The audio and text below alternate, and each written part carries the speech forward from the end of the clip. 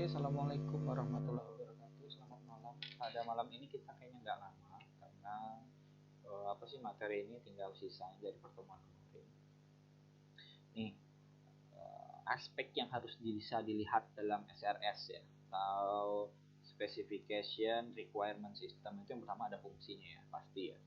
Entah itu fungsi dari sistemnya, entah itu sifat sistemnya, entah itu datanya, intinya fungsi dari segala macam yang kita perlukan dalam menjalankan sistem tersebut. Kemudian ada non fungsi, ada dependability, ergonomic, performance, dan ada yang terakhir constraint. Nah, atribut penulisan SRS yang baik itu pertama ada satu benar atau correct.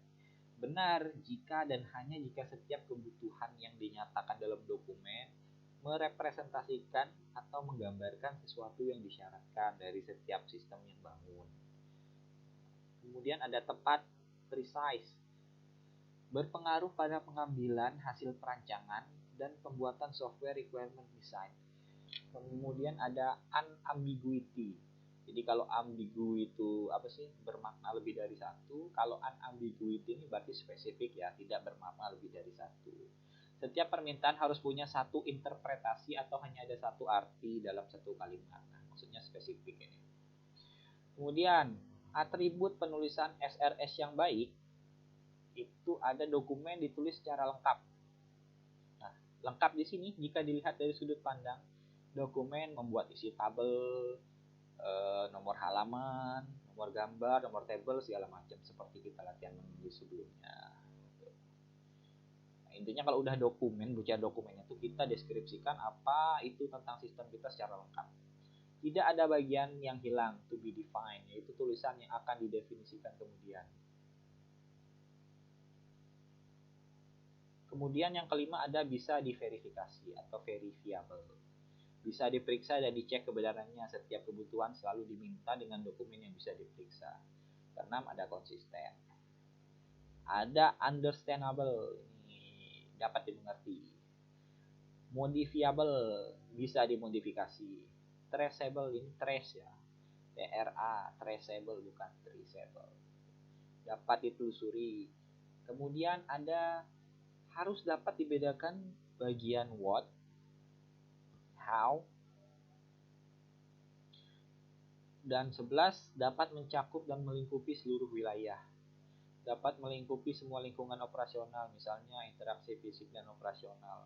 Bisa menggambarkan sistem seperti yang dilihat oleh pemakai. Dokumen ditulis secara harus toleran.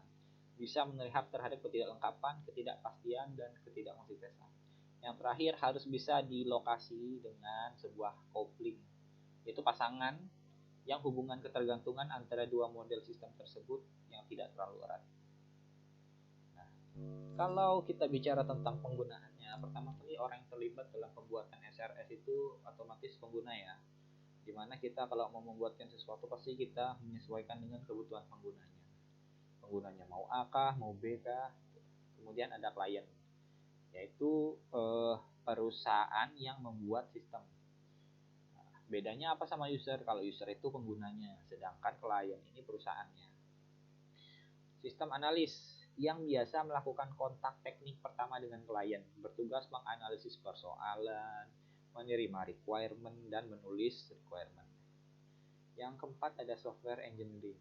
Nah, ini yang bekerja setelah kebutuhan sistem dibuat. Jadi biasanya setelah sistem analis itu berhasil mengerjakan tugasnya, kebutuhannya ini segala macam berdasarkan hasil analisis dia, biasanya semua itu akan diserahkan kepada software engineering atau dikoordinasikan dengan software engineer agar dapat dibangun sistemnya. Kelima ada programmer, penerima spesifikasi perancangan sistem membuat mode dalam bentuk modul. Nah, programmer ini juga sama, pasti kerjasama dengan analis tadi, karena dia pasti kan memperhatikan atau membuat program itu berdasarkan apa yang analis tadi sudah lakukan. Ada test integration group yang melakukan tes dan mengintegrasi modul.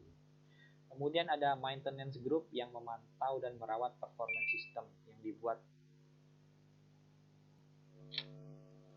Kemudian ada technical support, pengelola atau manage pengembangan sistem termasuk konsultan atau orang yang mempunyai kepandaian lebih tinggi. Ada staff dan clerical work ini yang bertugas biasanya input data segala macam ya. Input data, buat dokumen, ngetik, segala macam. Kalau 10 aspeknya itu kurang lebih seperti ini. Enggak terlalu perlu dibahas lah saya rasa. Nih, title tag dokumen ini kayak kita muat apa sih namanya ya? Kayak kita muat tulisan ilmiah lah. Ada pendahuluan, cuman disesuaikan dengan kebutuhan sistem atau tema kita pada kali ini sistem. Sudah sampai di sini. Oke, sekian dari saya. Assalamualaikum warahmatullahi wabarakatuh. Jangan lupa bahagia.